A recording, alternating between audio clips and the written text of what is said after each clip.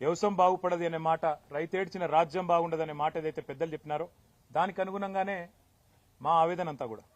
ఇవాళ ఎలక్షన్లు ఏమీ లేవు, ఇవాళ తక్షణం అధికారంలోకి రావడానికి ఇదేమీ రాజకీయమైన ప్రయత్నం కానే కాదు. కేవలం ఈ రాష్ట్ర ప్రభుత్వం ఏదైతే కొన్ని తప్పుడు నిర్ణయాలు, అదే మాదిరిగా కొన్ని ఇస్తానన్న హామీలు అమలు చేయకపోవడం వల్ల ఇవాళ రాష్ట్రంలో ఉండే రైతు సోదరులు ఏదైతే నిరాశతో, నిస్పృహతో, చివరికి బలవంతపు చావులకు, అంటే ఒక రకంగా చెప్పాలంటే ఇవి ప్రభుత్వ హత్యలు, వాటికి పాల్పడే ఒక దుస్థితి వచ్చిందో, ఎందుకు వచ్చింది, ఏం జరిగింది ఈ సంవత్సర కాలంలో, ఏం చేస్తే బాగుంటుంది అని నిర్మాణాత్మకంగా ఒక ప్రతిపక్షంగా, ప్రధాన ప్రతిపక్షంగా ఒక ఆలోచన చేసి పార్టీ పెద్దలు, మా పార్టీ అధ్యక్షులు, తెలంగాణ తొలి ముఖ్యమంత్రి కేసీఆర్ గారి ఆదేశం మేరకు, తాను స్వయాన రైతు కేసీఆర్ గారు, ఆయనకుండే ఆవేదన రైతు పట్ల, ఆయన గుండెల్లో ఉండే ఆర్తి బహుశా ఈ రాష్ట్ర పాలకులకు ఇప్పుడు లేదు.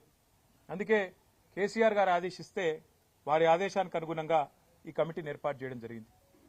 ఈ కమిటీ నిరంజన్ రెడ్డి గారి నేతృత్వంలో రాష్ట్రమంతటా కూడా విస్తృతంగా రాబోయే నెల రోజుల పాటు పర్యటిస్తుంది.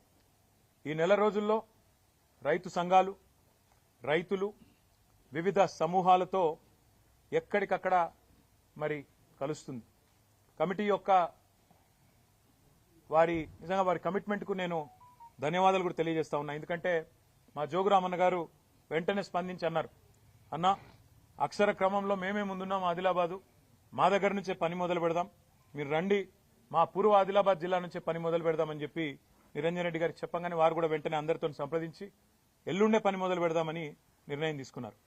24వ తారీఖు నుంచి ఈ కమిటీ మరి పూర్వ ఆదిలాబాద్ జిల్లా నుంచి తన పనిని ప్రారంభించి రాబోయే నెల రోజుల పాటు అన్ని జిల్లాలు, దాదాపుగా అన్ని వర్గాల రైతులను, వ్యవసాయదారులను అందరినీ కలిసి ఏ రకమైన ఇబ్బందులున్నాయి, రుణమాఫీ ఎంత మేరకు జరిగింది, రైతు భరోసా ఎంత మేరకు రాబోతున్నది, అసలు రాష్ట్రంలో ఏం జరుగుతా ఉంది, కరెంటు సరఫరా ఎట్లున్నది, నీటి పరిస్థితి ఏంది, సాగునీటి పరిస్థితి ఏంది, రైతులు ఏ రకంగా ఇబ్బందులు ఎదుర్కొంటున్నారు, మద్దతు ధర పరిస్థితి ఏంది, బోనస్ ఏంది, కొనుగోలు కేంద్రాలు ఏంది, అసలు రాష్ట్రంలో రైతు వేదికలు ఏవైతే 2603 ఆనాడు కేసీఆర్ గారి నాయకత్వంలో కట్టుకున్నామో ఆశించిన ప్రయోజనం గాని, ఉద్దేశించిన లక్ష్యం గాని నెరవేరుతున్నదా, వాటి వల్ల ఏం జరుగుతున్నది, ఇవన్నీ కూడా అన్ని జిల్లాల్లో పర్యటించి ఎక్కడికక్కడ రైతాంగంతో మాట్లాడి వారిలో భరోసాను కూడా నింపడానికి. ఈ ఉద్దేశం ఏంటంటే రైతులు ఇవాళ నిస్పృహలో